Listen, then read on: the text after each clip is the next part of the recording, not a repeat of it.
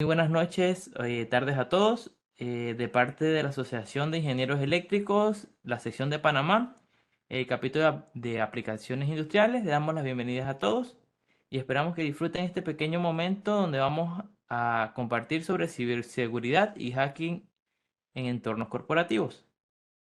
Sobre lo que es la Asociación IEEE, la Asociación IEEE es la agrupación de ingenieros eléctricos y electrónicos más grande del mundo.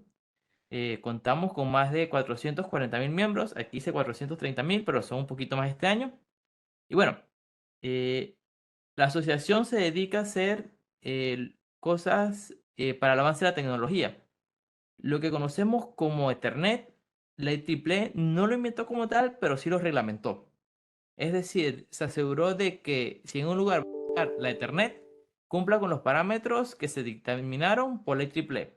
Igualmente lo conocemos por Wi-Fi y lo que se conoce por FireWire, que todos son protocolos de comunicación de datos. Lo utilizamos ampliamente y a pesar de que están ahí, muy pocas personas lo conocen como tal. Bueno, un poquito sobre qué se hace en el triple. En el triple estamos conformados por los miembros que en su mayoría son personas afines a la tecnología y que buscan desarrollar la tecnología. Entonces, en el triple se dan momentos de educación, momentos de desarrollo profesional como este, momentos de redes, momentos de sociedad y momentos de eventos técnicos también como este. Ya parece que ya ingresó Diego. Hola Diego, ¿nos escuchas? Hola, buenas tardes, ¿cómo van? ¿Sí me escuchan? Sí, alto y claro. Hoy mismo estamos aquí hablando un momento sobre qué es la IEEE y bueno, claro, promocionando que las personas se unan. Porque pues necesitamos más personas que quieran avanzar la tecnología, que quieran compartir conocimiento y personas que estén dispuestas a trabajar por ese avance de la tecnología. Y bueno, dentro de la IEEE se consiguen lo que son artículos científicos, se consiguen estándares, se consiguen exposiciones como la que vamos a ver. Y algunos de los beneficios que se tiene es que siendo miembro de IEEE se obtiene acceso a revistas, a videos, a libros con las explicaciones más recientes, con el estado del arte. Y bueno, eh, hoy estamos aquí para hablar sobre ciberseguridad y hacking ético, no estamos hablando de hacking no ético, eso no se da porque seguimos nuestro código de ética en entornos corporativos. Esperamos que disfruten esta tarde, esta hora aquí con el especialista Diego. Y bueno, Diego, tienes toda nuestra atención. Adelante. Buenas tardes, ¿qué más? ¿Cómo están? ¿Me escuchan bien? Muy bien, gracias. Sí, se escucha súper bien, Diego.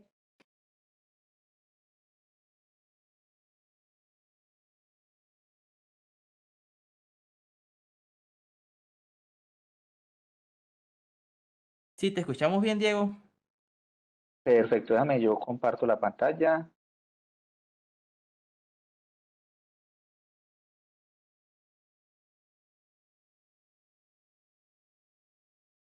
Ahí ya la pueden ver, la presentación. Sí se ve.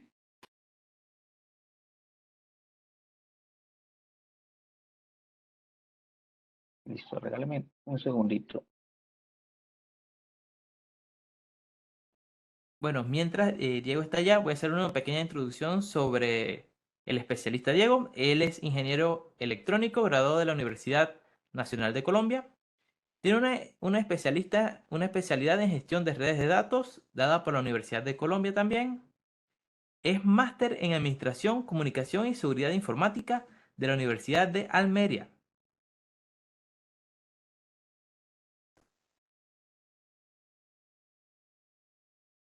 Listo, Vicente, muchas gracias. Bueno, entonces ya, por acá creo que me quedó listo. Tengo que preparar como una demo. Listo, entonces, de nuevo buenas tardes. Mi nombre es Diego González, como lo mencionaba Vicente. Muchas gracias pues por la invitación. Venga,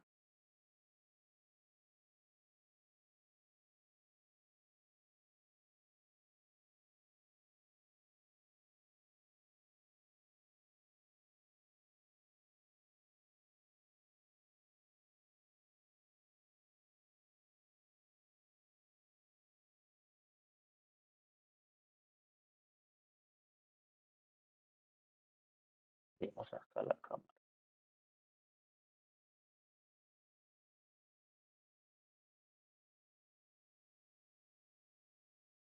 Listo, bueno, entonces continúo. Mi nombre es Diego González, soy ingeniero, tengo una especialización en redes y un máster en temas de seguridad informática, algunas certificaciones internacionales en temas de hacking ético, en temas de análisis forense digital, y ISO 27001 y IP versión 6.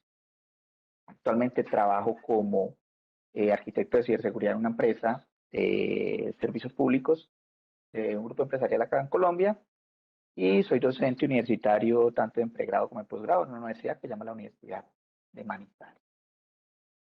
Bueno, el título de la charla es Ciberseguridad y Hacking en entornos corporativos. Bueno, el título pues es bastante diciente, no he sido muy original seleccionando el título, pero bueno, vamos a hablar de eso, de ciberseguridad y de hacking. ¿Sí? En entornos corporativos, o sea, asociado a redes empresariales. ¿Qué tema vamos a tocar? Esta es como la agenda, básicamente una pequeña introducción, y luego vamos a hacer algunas demostraciones con los vectores de ataque más comunes que utilizan los delincuentes informáticos. Sí, vamos a centrarnos en 3 posibles escenarios relacionados con mecanismos de autenticación, gestión de vulnerabilidades y seguridad de aplicaciones web. Y finalmente, unas recomendaciones como de buenas prácticas. Entonces, para iniciar, pues una pequeña introducción. Como ustedes bien saben, los temas de ciberseguridad han tomado bastante relevancia en los últimos tiempos. Todos los días vemos noticias de que hay incidentes de ciberseguridad a gran cantidad de organizaciones, grandes, medianas, pequeñas. Hay un estudio de la empresa Lumo que nos dice que hubo un incremento del 133% de ataques de ransomware. Esto es un dato de Colombia, en donde, bueno, se vieron afectadas empresas de diferentes sectores, empresas prestadoras de servicios públicos, ISP, prestadoras de servicios de Internet, bancos, universidades. Bueno, eso es pan de cada día. Kaspersky también nos muestra un estudio donde nos dice que diariamente ellos están analizando 400.000 archivos maliciosos. Por día, 400.000 archivos maliciosos. Eso es bastante considerable. Y pues en ese sentido, pues, la ciberseguridad ya empieza a preocupar los temas de las grandes organizaciones, ¿cierto? Los temas directivos de las grandes organizaciones ya están en su matriz de análisis de riesgo metiendo temas de ciberseguridad. Entonces es un tema que está con bastante auge. Les voy a mostrar acá, este es un mapita, en realidad hay varios, que nos muestra cómo son los ataques en tiempo real. Este es uno de la empresa Checkpoint. Sí, streetmap.checkpoint.com, les vamos a mostrar muchas URL, les vamos a mostrar muchas herramientas. Entonces la idea es que sea como bastante práctico. Cada iconito que se ve ahí es un ataque que está sucediendo en tiempo real, ¿cierto? Los clasifican dependiendo del tipo de ataque. Acá a la izquierda se ve, la mayoría en estos momentos son temas de ataques web. El top de los países, entonces en este momento está Mongolia, ¿sí? Y temas en estos momentos, las industrias que más están siendo atacadas son la parte de educación y gobierno. Los clasifican en tipos de explotación de vulnerabilidades, de exploits, de phishing, de malware. Entonces, bueno, ¿esto qué nos da? Nos da un panorama pues, bastante preocupante, ¿cierto? Prácticamente eso es una guerra que se está viendo, hay una guerra digital. ¿Y eso por qué sucede? Básicamente porque el cibercrimen es un muy buen negocio, es muy rentable. Después de las drogas y de la trata de blancas, es el tercer negocio más rentable de forma ilícita, el cibercrimen. ¿Cómo ellos monetizan eso? O sea, los delincuentes informáticos, ¿cómo monetizan eso? No los llamo hackers, sino que los llamo delincuentes informáticos, como más apropiado. Porque los hackers pues, pueden ser buenos también. Hacker básicamente es quien tiene unos conocimientos profundos de cómo funcionan las cosas. Y esa es la definición que da la IETF. Bueno, entonces, ¿cómo monetizan ellos eso? Si es crimen o si es delincuentes. Básicamente, tienen muchas formas de monetizarlo, pero las más comunes son robos de datos bancarios, ¿cierto? Entonces, se roban bases de datos de tarjetas de crédito o infectan un equipo y cuando alguien se usa su tarjeta de crédito o sus datos bancarios, pues se lo roban.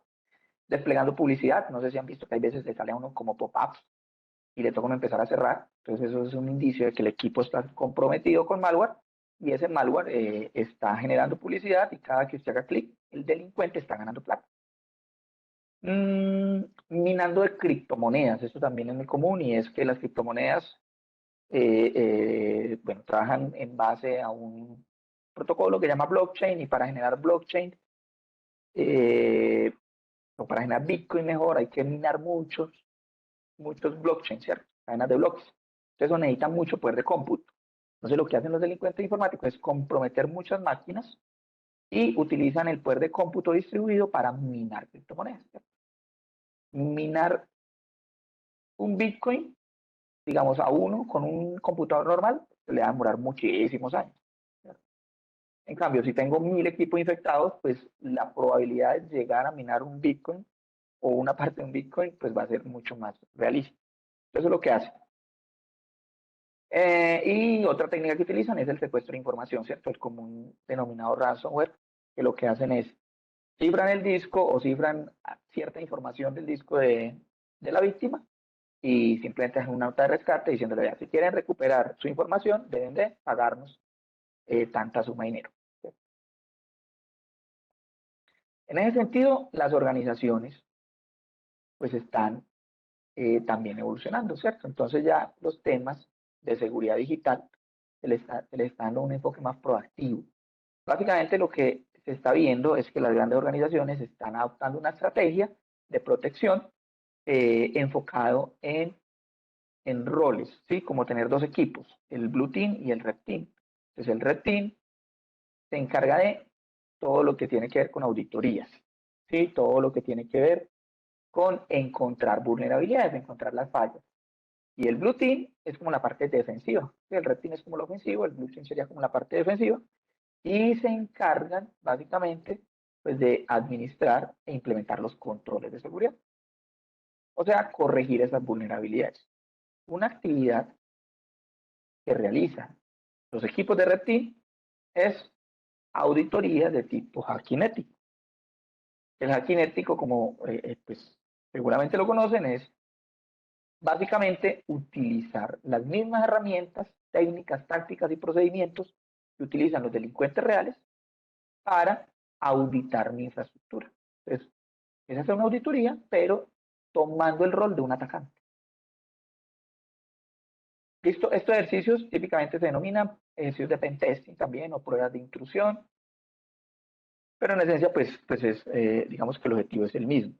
Pues que el alcance varía, pero el objetivo es el mismo. Estos ejercicios obedecen a ciertas metodologías, estas son las más comunes, la OSS-TMM, el PTES o el Penetration Test y Execution Standard, la matriz de Mitre, que ahorita se está utilizando mucho, y pues bueno, la metodología que me da, pues como una serie de pasos estructurados que nos permiten realizar esas auditorías de forma, pues digamos, de forma ordenada. No nos vamos a detener mucho en esos temas de metodología, simplemente pues como que lo mencionamos, porque pues bueno, no nos da el tiempo. Importantísimo, cuando se realicen estos ejercicios, tener un contrato, ¿cierto? En ese contrato esté claramente definido el alcance.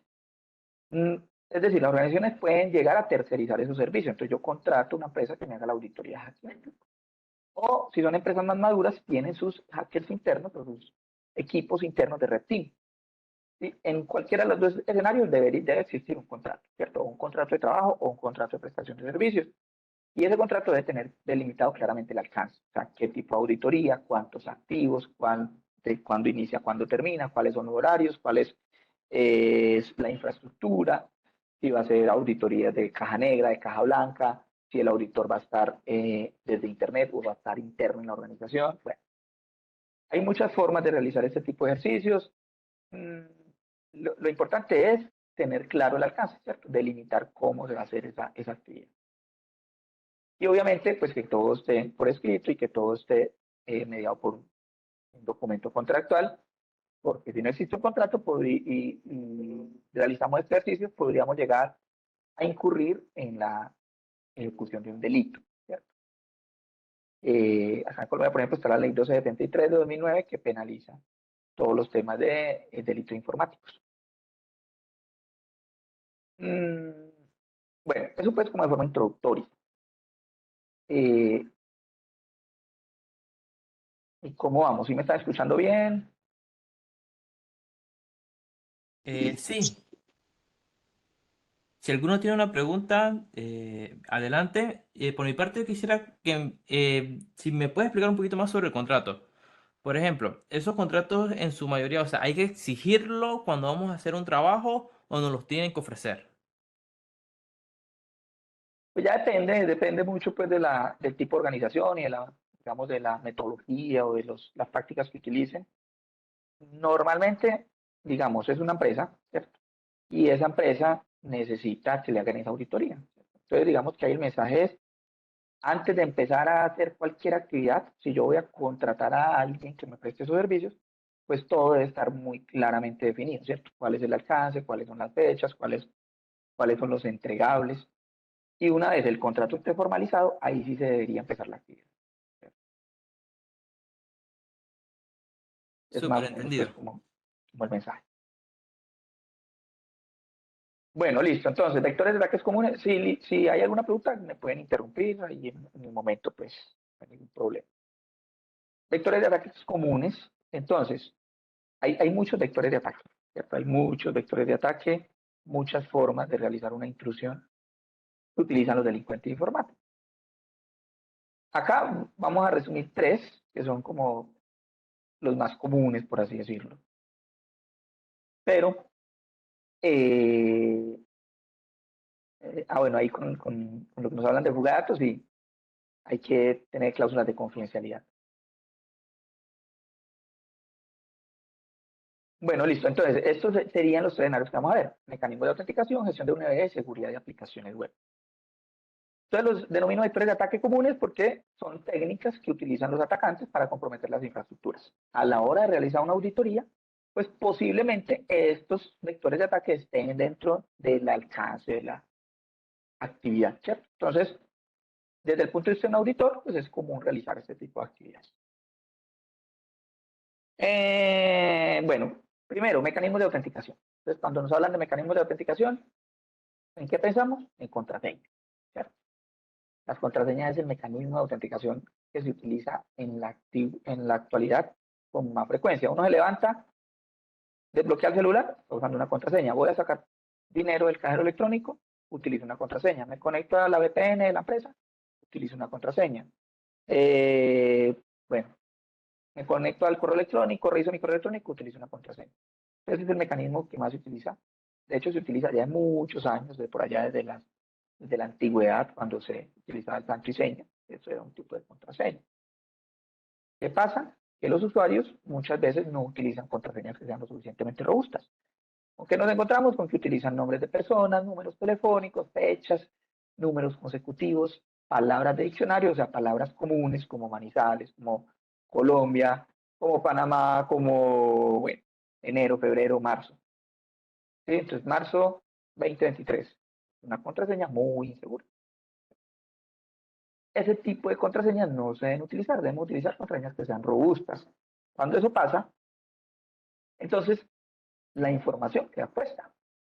Hay un portalcito, se los muestro, se llama I have been founded, I've been founded, donde podemos ver si nuestras contraseñas han sido ya comprometidas. Entonces es tan sencillo como entrar a esta URL, havebeentfounded.com, y podemos validar nuestro correo electrónico. Si nos aparece así verdecito, quiere decir que el correo electrónico está bien, o sea, que esa contraseña de correo no ha sido comprometida. Voy a probar con otro que es un correo de pruebas.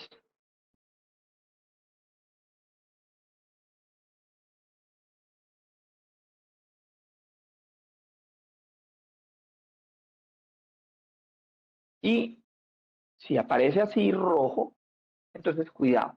Quiere decir que en algún momento esa contraseña de correo fue puesta. Puede haber sido que el usuario cayó en un phishing, como puede haber sido que hubo una fuga de información de alguna empresa grande donde usted se había logueado con ese usuario y con esa contraseña, ¿cierto?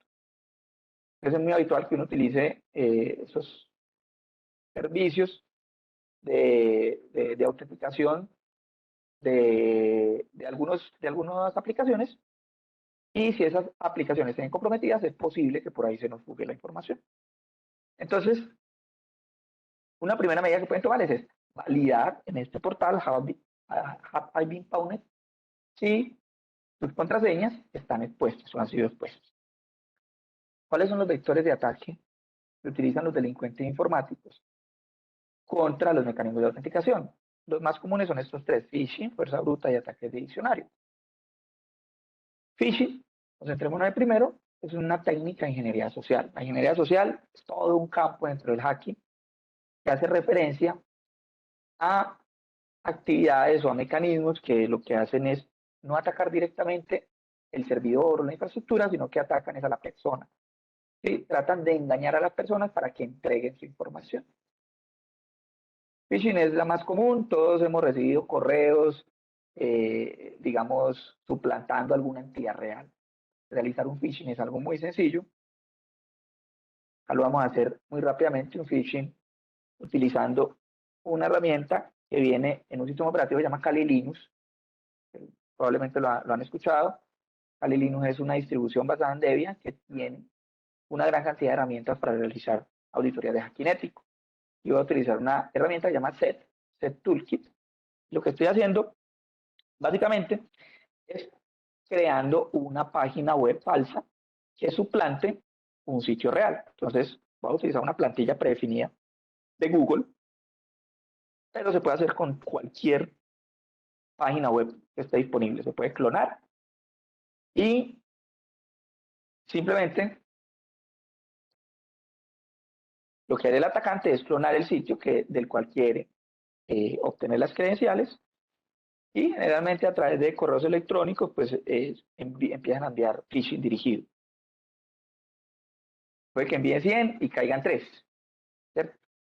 Pero ya tienen 3 puertas de acceso a la infraestructura. Entonces acá ya cloné esa página, lo hice con una plantilla predefinida de Google, ahí ya está subiendo el servicio, y si miran, este es simplemente una página falsa de autenticación.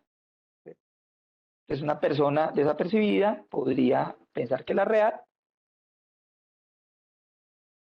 se loguea, me redirecciona pues al de Google normal, y por detrás lo que está haciendo la herramienta es capturando los datos. Entonces acá, si ven, ahí está el email que acaba de aprobar y una contraseña de pruebas que puse Hola Mundo. Listo, phishing. Phishing clásico, vean, nos tomó 1 minuto hacer un phishing. ¿De dónde podrían los delincuentes obtener los correos electrónicos para distribuir el phishing? Bueno, acá voy a escoger una empresa de energía de Panamá cualquiera. Esta es esa. Y una forma simple es utilizar un complemento que se llama Hunter. ¿Sí? Este complemento es tan simple como instalarlo, y después de que yo visite un sitio, él me va a buscar y a ordenar direcciones de correo electrónico de usuarios de esa organización.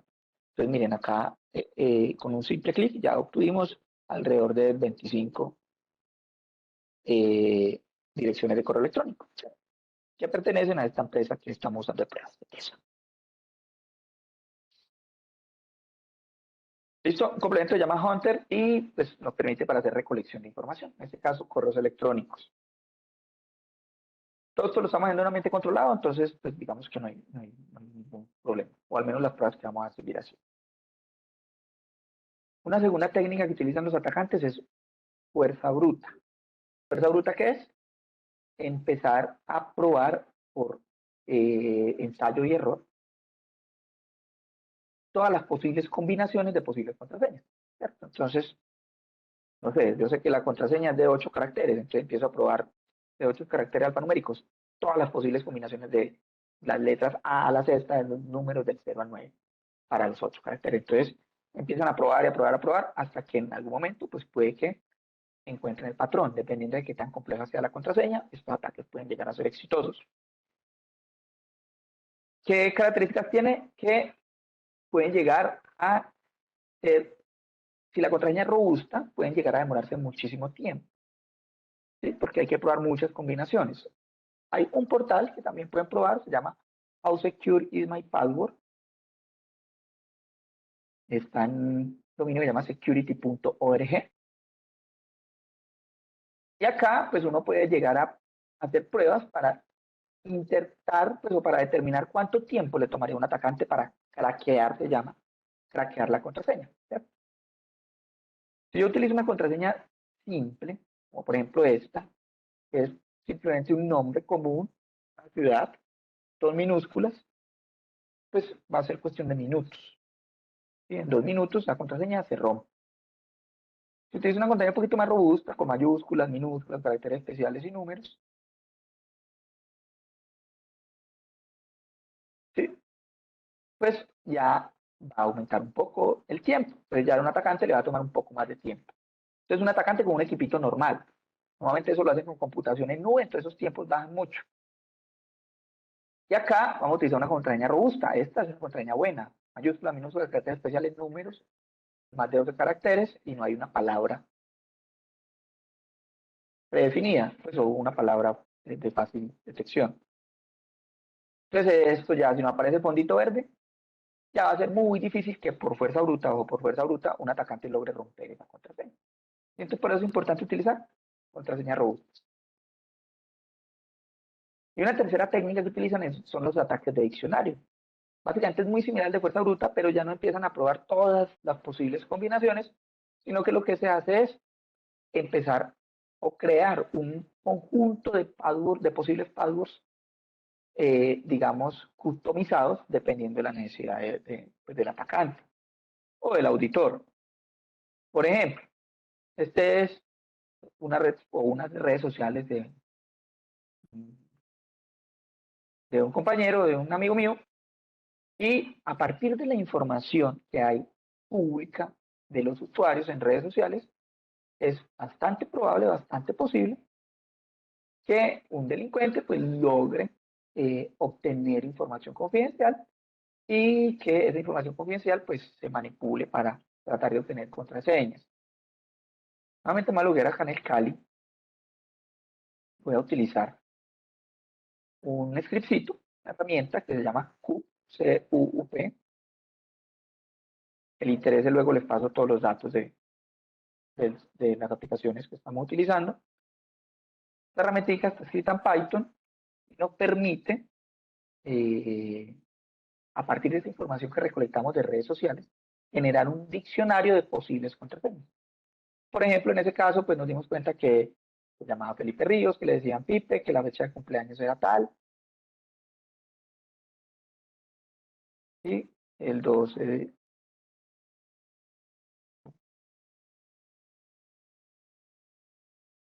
de junio, bueno, si tuviéramos los nombres de los papás, nombres de los hijos, nombres de las mascotas,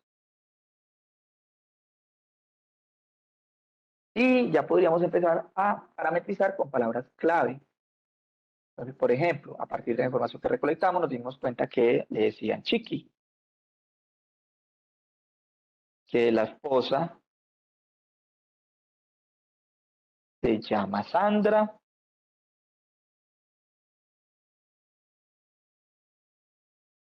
que, bueno, que le gustan los gatos, que le practica montañismo,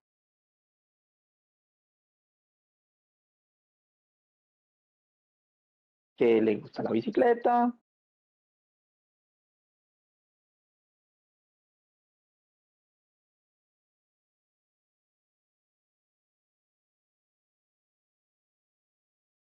Sí, acá estamos preguntando que si vamos a utilizar números aleatorios, que si vamos a utilizar modo lead.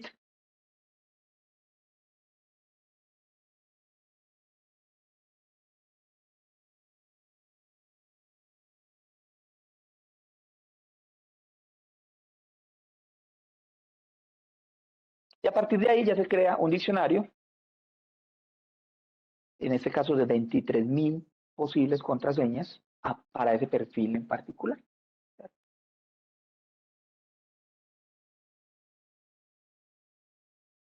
Y bueno, ahí ya empezamos con el...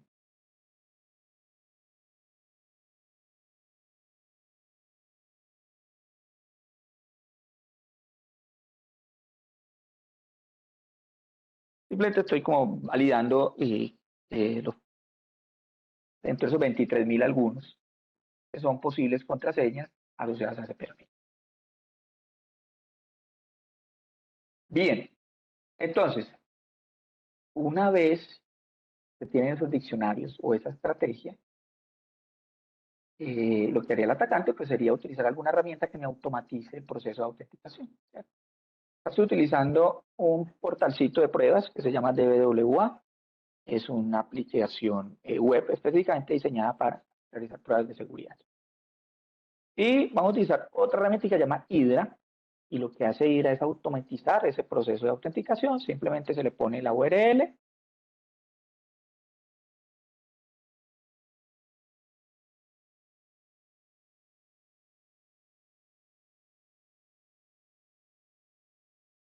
Y lanzamos el ataque. Y en cuestión de segundos obtuvimos acceso. Pues obtuvimos la contraseña. Obviamente esta es una contraseña muy simple. Y se hizo muy rápidamente. ¿Cierto? Ahí logramos ingresar. En escenario real seguramente va a demorar muchísimo más.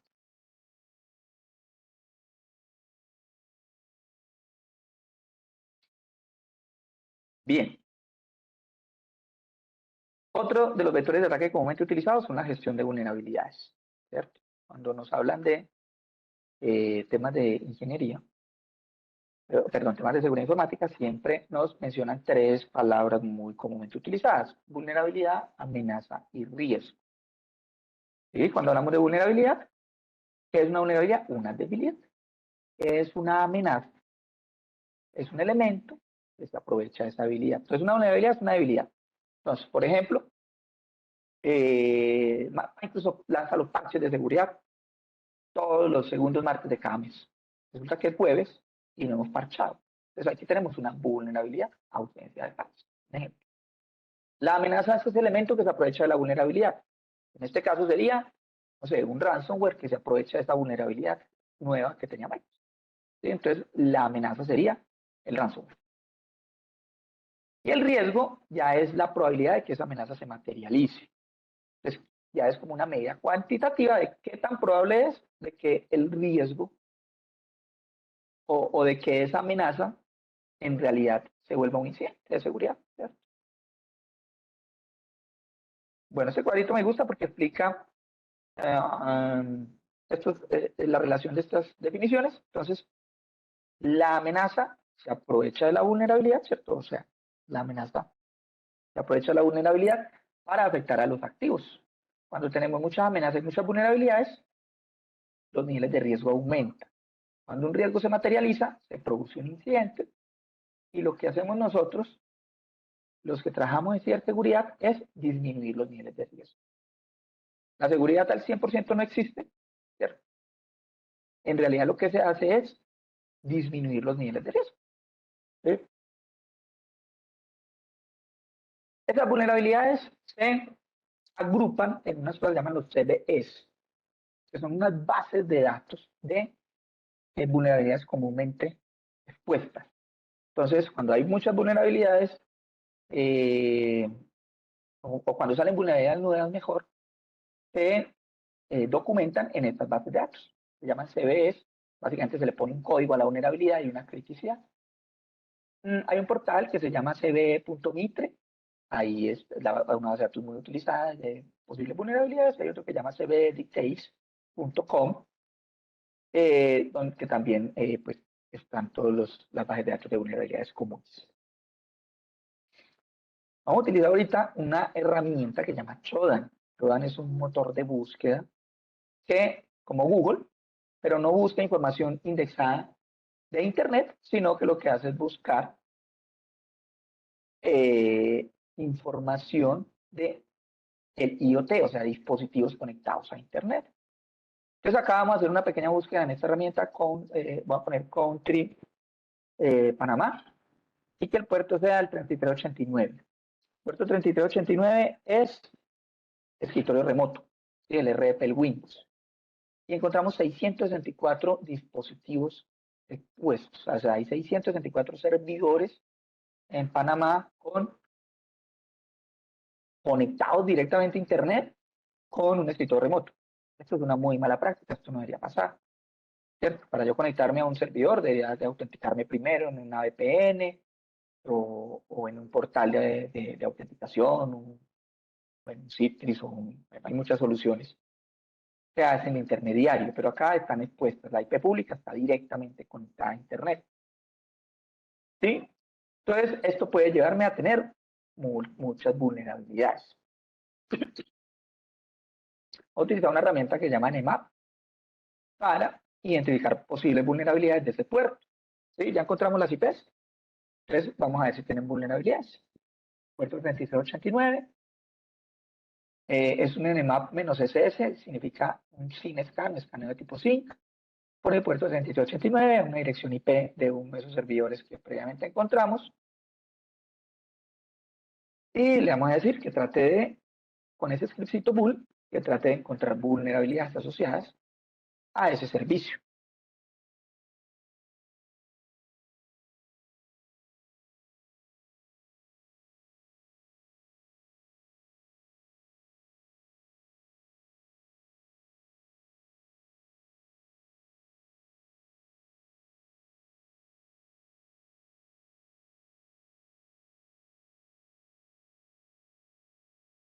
Bien, aquí ya me resultó el escaneo, me dice que efectivamente el puerto está abierto.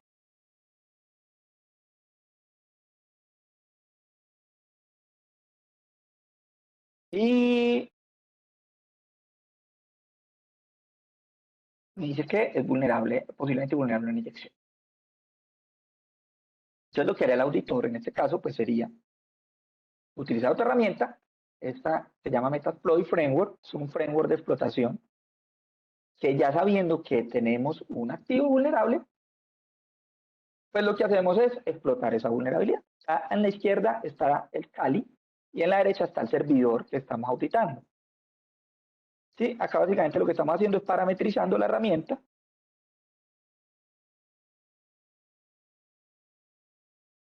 ¿Sí? Simplemente es buscar la vulnerabilidad que ya habíamos encontrado previamente, decirle cuál es la IP, decirle cuál es el puerto y ya. En realidad, estas herramientas actualmente son muy fáciles de utilizar. Run y miren lo que pasa. Ahí lo que se hizo fue que ese exploit causó una denegación de servicios, ¿cierto? El servidor crasheó, lo tumbamos.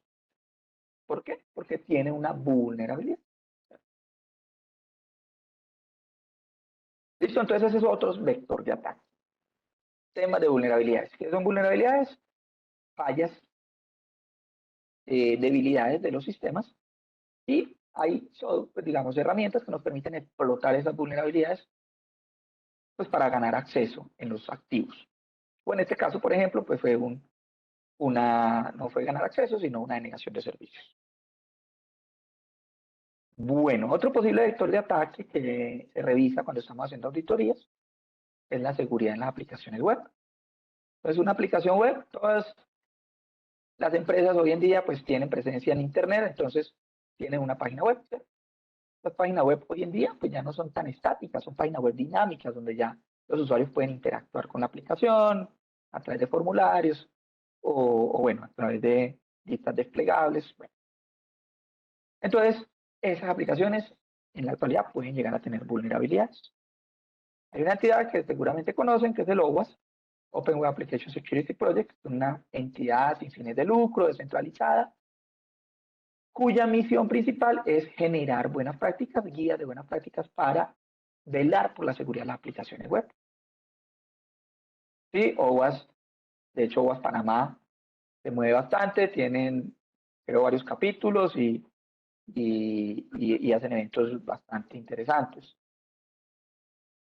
Aparte de hacer eventos, pues también se desarrollan herramientas, se desarrollan guías, se desarrollan manuales. Y una de las cosas que hace OWASP es clasificar el top 10 de vulnerabilidades de aplicaciones web. Top 10 de vulnerabilidades de aplicaciones web. ¿sí? Estas son las más comunes: inyección, pérdida de autenticación, exposición de datos sensibles, entidades externas. Bueno, estas son vulnerabilidades de las aplicaciones web. Vamos a ver todos rápidamente en la 7, que es cross-site scripting, y la primera, que son inyecciones, que son de las más comunes, las que más se encuentran cuando se están realizando auditorías. Cross-site scripting, XSS, básicamente es una vulnerabilidad que lo que hace o lo que permite es que un atacante pueda llegar a ejecutar scripts maliciosos en la aplicación web y inyectar un script. Y pues ya es a gusto del atacante lo que ese script haga. Vamos a hacerlo también acá una pequeña demo con la misma aplicacióncita que estamos viendo ahorita. DWA, la pueden descargar para ustedes hacer sus laboratorios. Y voy a meterme por acá donde dice XSS. Entonces nos centramos acá en esta parte que es la aplicación como tal. ¿Qué me está pidiendo la aplicación? Un nombre. Entonces cuando yo ingreso el nombre, la aplicación me dice, ah, hola, y el nombre que uno metió. Entonces un atacante pues no necesariamente va a meter ahí un nombre, sino que puede llegar a inyectar un script como estos. ¿Sí? Es un script sencillo de Java.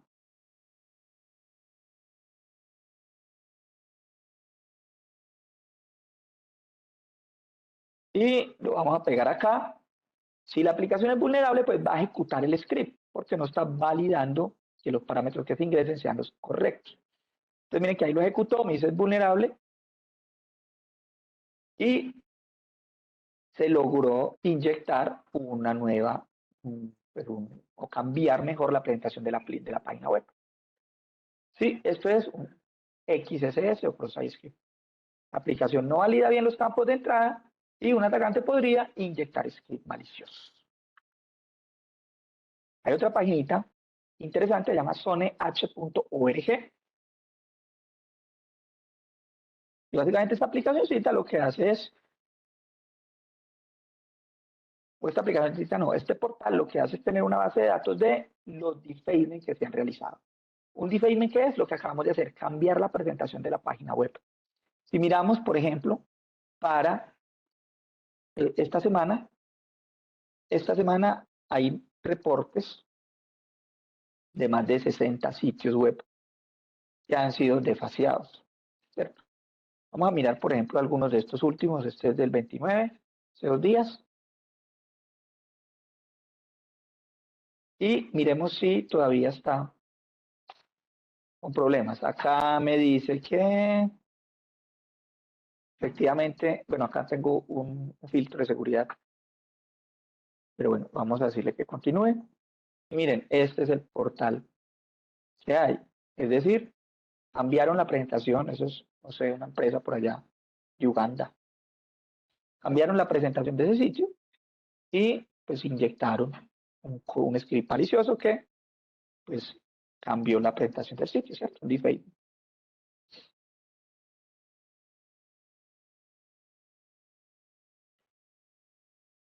Otra vulnerabilidad del top 10 son las famosas SQL injection o inyecciones de SQL. Básicamente son sentencias de SQL maliciosas en una aplicación web.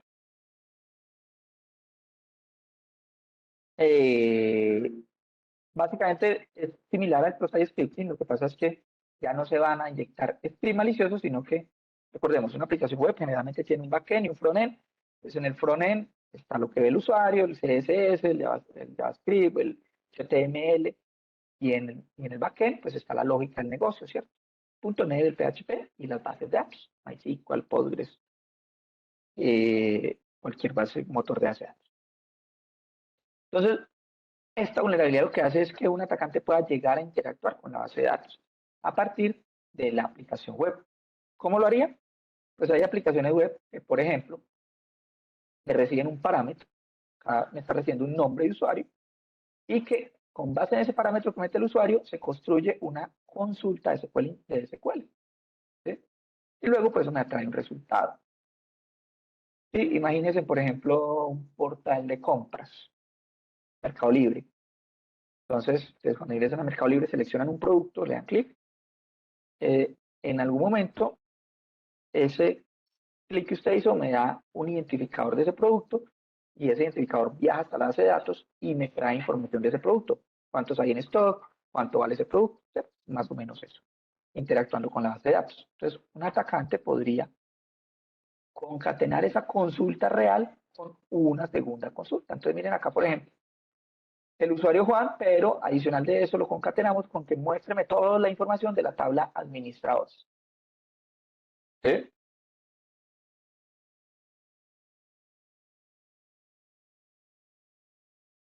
¿Listo? Entonces, eso es básicamente SQL Injection. Miremoslo acá con un ejemplo. Lo mismo, vamos a utilizar el portal de BWA. Me voy a venir acá donde dice SQL Injection. Simplemente es como para efectos de la prueba. Y acá hay una aplicación. Esta aplicación me está pidiendo un identificador de usuario. Cuando yo meto el usuario 1, pues me trae información del usuario 1, un nombre y un apellido. El usuario 2 igual, el usuario 4 igual, me trae dos datos, nombre y apellido. Entonces él está yendo a la base de datos y me trae esa información. ¿Qué podríamos hacer? Una prueba simple que pueden hacer en sus aplicaciones es poner una comilla. Si al poner una comilla les salta un error de sintaxis de SQL Injection, es muy probable que esa aplicación sea vulnerable a SQL Injection. Sí, si le salta un error de SQL. ¿Listo? Voy a poner una consulta vacía. También normalmente se hace para realizar pruebas. Entonces pongo un usuario que no existe, el 0, y no me trae nada. Es una consulta vacía. Entonces, a partir de esa consulta vacía y de ese error de SQL que detectamos, podríamos ya empezar a hacer inyecciones. ¿Cómo? Pues concatenando esa consulta vacía con una sentencia de SQL, ¿sí? Como por ejemplo union select. Bueno, comprobando que la aplicación todavía esté activa, que no se cayendo los datos, entonces podemos hacer la inyección. Puede ser con un order by o con un union select. Una sentencia SQL y simplemente le voy a decir que me muestren esos dos campos. Como la consulta es vacía, le voy a decir que me muestre el número 1 y el número 2. Y que me concatene esa consulta vacía con el número 1 y el número 2. Para ver si me lo muestra en pantalla. Esto simplemente es un comentario para que no se siga ejecutando de ahí para allá porque no sabemos cómo funciona la aplicación internamente. Entonces simplemente comento de ahí para allá el resto de sentencia. Le doy submit y miren que ya me está imprimiendo en pantalla esos numeritos del 1 y el 2. Quiere decir que yo ya estoy interactuando con la base de datos, ya estoy enviándole datos. Entonces, en la posición 1 y en la posición 2, pues yo ya podría empezar a extraer información. Por ejemplo, voy a escribir información en las datos, voy a decir que, vamos a poner que el usuario se llama Diego, por ejemplo.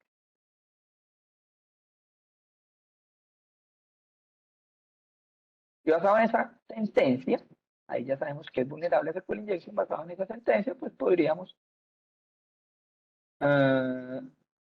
tratar de traer información de la base de datos. Por ejemplo, ¿cómo se llama la base de datos? Hay una función de SQL que podríamos utilizar, se llama database.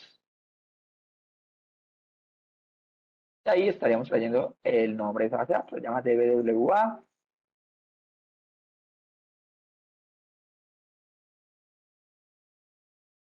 Vamos a traernos, por ejemplo, la versión. ¿Sí? Entonces me dice que el motor de base de datos es una versión 5. Está corriendo sobre un Ubuntu. Podríamos, por ejemplo, traernos el usuario que está ejecutando. Comando user. Me dice que se está ejecutando esta sentencia con el usuario root.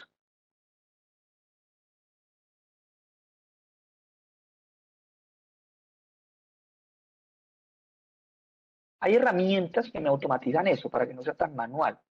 La que se utiliza mucho para temas de SQL Injection es una que se llama SQL Map. Entonces acá la voy a ejecutar, SQL Map. ¿Sí? Básicamente con esto, ¿qué vamos a hacer? Vamos a decirle, venga, yo encontré que era vulnerable, necesito que me haga un tumpeo, nuevamente es tumpear la base de datos, o sea, tráigame la mayor cantidad de datos que pueda. ¿Cierto? Entonces, vamos a correr este scriptcito, voy a decir SQL Map menos U y la URL que es vulnerable. Y luego simplemente le digo, vea, tráigame, con el menos DOM al final, le digo, tráigame esta información. Nombres de usuario, nombres, apellidos, identificadores, passwords. Y él va, y si es vulnerable, hace todas las consultas por debajo requeridas, así como lo estamos haciendo a mano, pero lo hace de forma automatizada. Y en este caso, por ejemplo, logró dumpear la base de datos. ¿Sí? Miren que logramos traernos todos los nombres de usuario, el user, perdón, el nombre, el apellido y el password. Ese password, si no está correctamente almacenado, lo podemos llegar a ver en texto claro, como en este caso. Porque están utilizando un algoritmo. Los passwords siempre se deben almacenar cifrados, ¿cierto? O una cosa que llaman los hash. Pero acá esta base de datos está utilizando un hash muy viejito y que ya es débil, entonces se puede llegar a obtener, hacer reverse y obtener la contraseña. Ahí estamos usando lo que llama MS5. Lo ideal es utilizar SHA-1, SHA-2 o SHA-512. Ya son más robustos.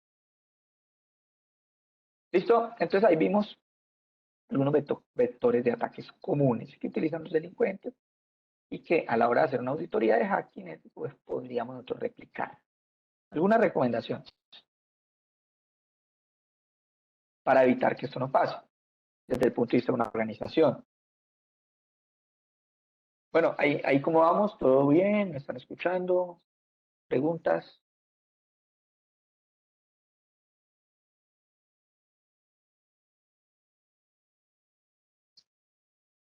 Todo bien, Diego, todo muy bien.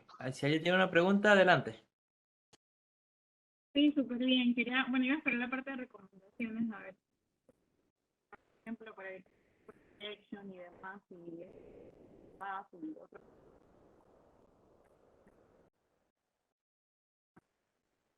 Bueno, pues a Vicente lo escucho, pero no escuché a la otra persona.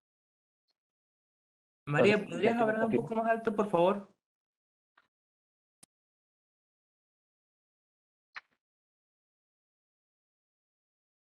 ¿Sí me escuchan mejor? No, ¿Ya? se escucha bajito. Bueno, si quiere María, pon la pregunta en el chat entonces y mientras tanto yo voy siguiendo, sí. Y ahorita Vicente nos ayuda ahí leyendo la pregunta.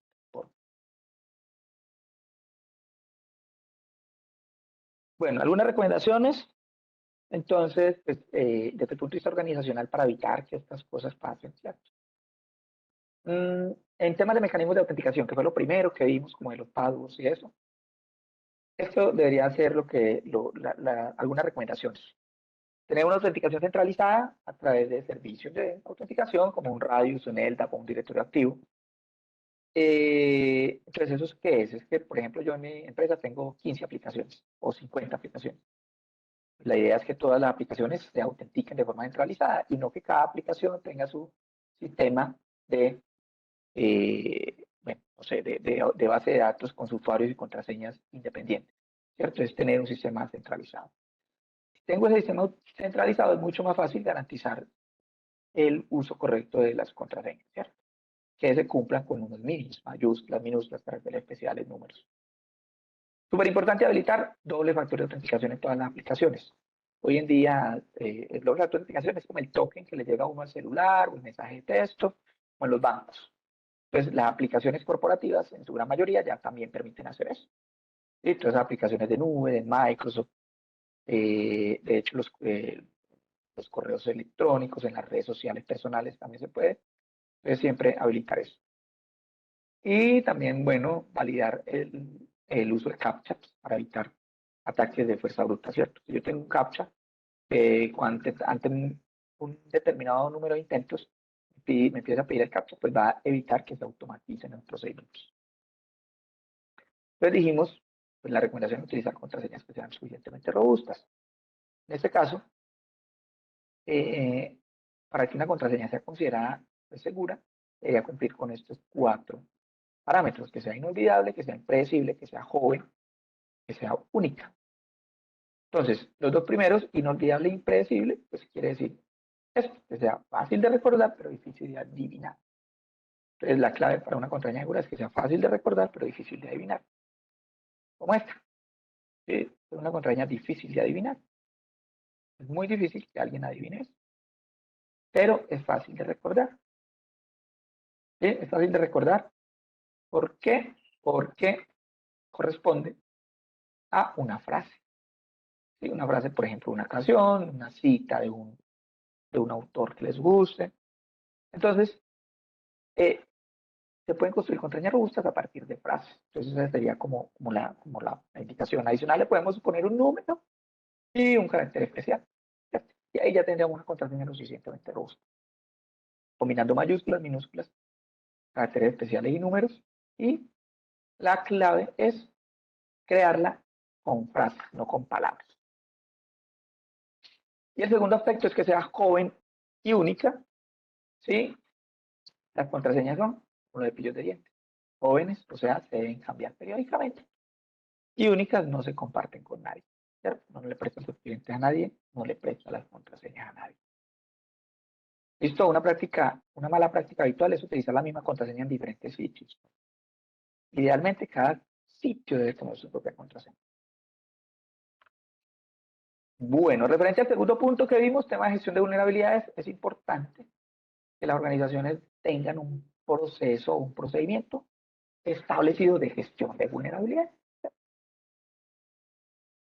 Ese proceso pues debería estar estructurado. Básicamente estos son los pasos que recomiendan: identificación, planificación, ejecución del análisis de vulnerabilidades, clasificación de los resultados, priorización de las vulnerabilidades, la parte de remediación y validación de que todo haya quedado bien. ¿Cierto? Entonces es importante tener un procedimiento establecido al interior de las organizaciones para gestionar las vulnerabilidades, ¿cierto? Que se haga periódicamente, que se hagan los activos, primero los activos que no están en producción y luego se pruebe ahí, y luego decía los activos en producción, que sea de forma recurrente, que se clasifiquen cuáles son las vulnerabilidades más críticas y que esas sean las primeras que se atiendan. Importante tener un esquema centralizado de despliegue de parches. Entonces, si yo en mi organización son 1.500 empleados, pues es muy difícil yo ir uno por uno actualizándolo, ¿cierto? Entonces, hay sistemas que me permiten realizar de forma centralizada este despliegue de actualización de parches. Y obviamente, pues contar con sistemas anti-malware. Todo el tema de antivirus, pues es muy importante. Y a nivel de las aplicaciones web, ya como para ir cerrando, es importante que pues tener las aplicaciones web que durante todo el ciclo de vida de desarrollo de software se tenga en cuenta los temas de seguridad. Y un error muy común es ese, es no tener en cuenta los temas de ciberseguridad. Sí, sino únicamente que funcione la aplicación y ya. Los requerimientos no funcionales van dejando un poco de lado. Y es muy importante que durante todo el ciclo de vida se tenga en cuenta esto. Algunas recomendaciones desde el punto de vista de aplicaciones web. Bueno, validación de los campos de entrada y salida, lo que veíamos, que se valide que es un campo cédula, únicamente permita meter cédulas, o DNI, ¿cierto? Es un teléfono, únicamente permita meter teléfonos, que no me permita meter comillas, caracteres especiales, ¿cierto? Autenticación y manejo de sesiones, eso tiene que ver con temas de cookies y tokens, eso es más para el tema de desarrollo. Controles de acceso, tiene que ver con los permisos que se le otorgan a los usuarios en la aplicación. Ahí la recomendación es tener la ley de mínimo privilegio. Y bueno, protección de datos tiene que ver con temas de protección de datos personales, que la información se resguarde de forma adecuada, cifrada, que se tengan backups. Temas de criptografía, que la información que está viajando en las aplicaciones viaje cifrada, utilizando protocolos como SSL, IPC, HTTPS. Y manejo de excepciones, errores y logs. Las aplicaciones pues deberían de hacer un correcto manejo de estos temas. Hay muchos frameworks que me permiten ya utilizar librerías, depende del lenguaje de programación, pero hay muchas librerías que ya tienen en cuenta estos temas. Desde el punto de vista del usuario final, desde el punto de vista del usuario final, bueno, ahí la recomendación es siempre desconfiar. Así como en la vida real, usted no va por la calle y le regalan un iPhone, lo mismo. Usted no es que entre a una página web y eres el visitante 1.000.000 que acabas de ganar un iPhone. Eso no existe, eso generalmente son estafas. O lo que hacen es dar clic para infectar los equipos. Entonces, tener sentido común, así como actuamos en la vida real de forma prevenida, lo mismo en juego virtual. Hay algunos casitas que nos pueden ayudar a esto. Hay una que se llama URL Scan. Vamos a utilizarla con el mismo portal que usamos ahorita. urlscan.io y ahí podemos escanear una URL, ¿cierto? Entonces me mandan un link. Yo podría, antes de hacer clic, de ingresar, venir acá y escanearlo. Y él me va a decir si ese link es un link malicioso o si es un link válido.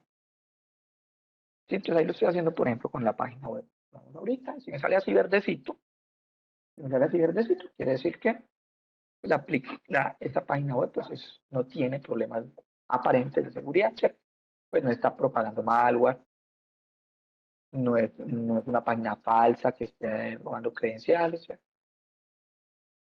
Y hay otra aplicación que se llama virustotal.com, es un sandbox, y lo que nos permite es hacer análisis de archivos. Entonces, por ejemplo, a mí me llega un correo electrónico con un archivo adjunto. Antes de abrirlo, yo podría subirlo a esta plataforma y él me lo analiza, ¿sí? Me lo analiza contra una gran cantidad de motores de, de motores anti-malware, ¿sí? De firmas y de comportamiento por heurística. Y nada, ahí lo está analizando y me dice si alguno de esos motores detecta alguna alerta maliciosa. Y en este caso subí un archivo y me dice que todo está bien. Y de 0 de 60. Lo analizó con 60 motores y no encontró ningún riesgo. Entonces ahí uno podría abrir el archivo. ¿Sí?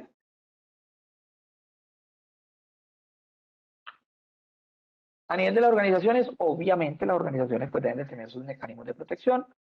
Nuevamente lo que se recomienda es tener pues, esquemas de defensa en profundidad, en donde se va aplicando ciertos controles de seguridad a los diferentes, pues a las diferentes infraestructuras. Entonces se conoce como defensa en profundidad y son como unas capas que se van poniendo. Esas capas pues van a tener ciertos controles. Un control que es un mecanismo que lo que hace es disminuir el riesgo, ¿cierto? Un mecanismo ya sea preventivo o correctivo. Entonces, bueno, esto es como se llama defensa en profundidad, es como una arquitectura que normalmente se utiliza. Por acá tenemos todo el tema de política, por acá todo el tema de monitoreo, y acá cada una de las capas, perímetros, entonces ahí hablamos de firewall, de DMZ, de VPNs, seguridad en la red, hablamos de uso de protocolos seguros, de proxy, de navegación, de NAC, seguridad en el endpoint, hablamos de todo lo que es protección a nivel de endpoint, bueno, IPS, IDS, obviamente todo el tema de hardening y anti-malware. Seguridad en la capa de aplicación, el tema de desarrollo seguro, WAF, Web Application Firewalls, y seguridad en los datos, bueno, todo el tema de resguardo de los datos, bases de datos cifradas, DLP para evitar fuga de información, y backups.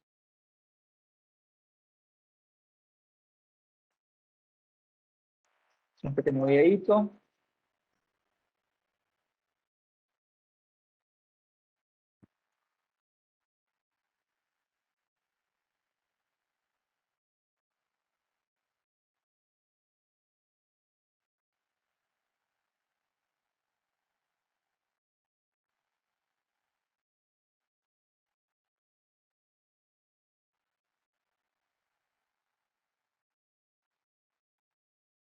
Entonces, proxy, IDS, VPN, firewall, antivirus, DLP, backups. Igual, por muchas protecciones que tengamos, siempre van a haber incidentes de ciberseguridad. Siempre, la seguridad 100% no existe. Si alguien les habla de seguridad 100%, les está vendiendo humo. Siempre hay riesgos y siempre pueden llegar a haber incidentes de seguridad. Las más grandes organizaciones tienen incidentes. Entonces es importante tener un plan de respuesta a incidentes, ¿sí? Para cuando pase algo, saber qué hacer, a quién llamar, qué desconecto, qué conecto, ¿cierto?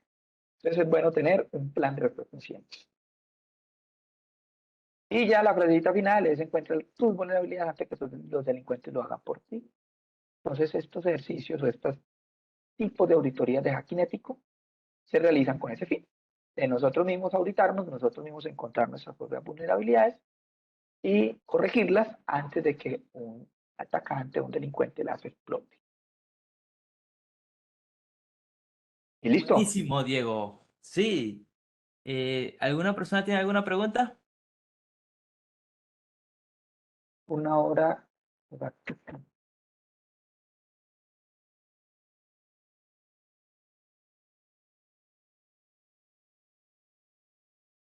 Bueno, Todo claro o todo muy bien, muy enredado.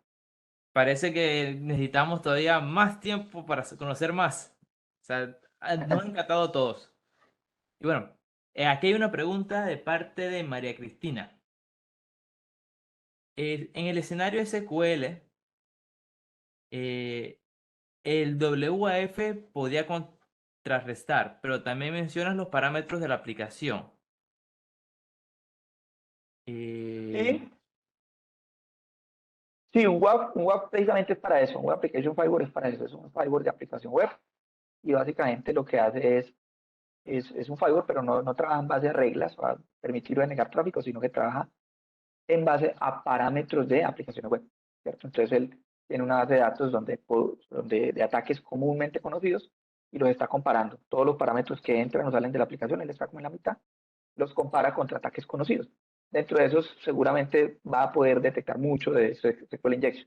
Sin embargo, los atacantes utilizan muchas técnicas para evadir esos controles, evadir esos WAF, pero ya serían, digamos, atacantes mucho más expertos. Pero un WAF en primera instancia sí me ayuda a detener ese tipo de ataques. excelente. Me parece que por acá hay otra pregunta de parte de Eva. Dice, ¿las aplicaciones web son más vulnerables a ataques que una aplicación móvil? OWASP también tiene un capítulo donde saca el top 10 de vulnerabilidades para aplicaciones móviles. O sea que también hay vulnerabilidades para aplicaciones móviles. Ya depende de qué tipo de aplicación sea. O sea, digamos, en primera instancia, las aplicaciones móviles tienen una ventaja y es que generalmente hay que subirlas, ¿cierto? A la Play Store o a la tienda, pues, de iPhone, ¿cierto? Entonces ahí hay cierto control, no es del todo, pero ahí ellos controlan de que no se cuelen de pronto aplicaciones maliciosas. Sin embargo, crear aplicaciones maliciosas para dispositivos móviles es muy sencillo. ¿Sí? Uno puede generar un APK malicioso y si alguien lo instala, pues ya su equipo queda infectado. Pero a nivel de aplicaciones móviles, pues sería como checar el top 10 de OWASP que también está para móviles. Excelente. Aquí tenemos otra pregunta de parte de María Cristina. Dice, ¿cómo podemos protegernos de Zero Days? Bueno, Zero Days son ataques o ataques de día cero, son aquellos que no tienen una cura, ¿cierto? O sea, son ataques nuevos, vulnerabilidades nuevas, que aún no ha salido un parche de seguridad que lo mitigue. Es difícil de parar un Zero Day, o sea, si un Zero Day está, por eso son, digamos, cuando hay un Zero Day importante, pues causan tanto revuelo. ¿Por qué? Pues porque los antivirus no lo detectan, ¿cierto? Sí, los IPS no lo detectan.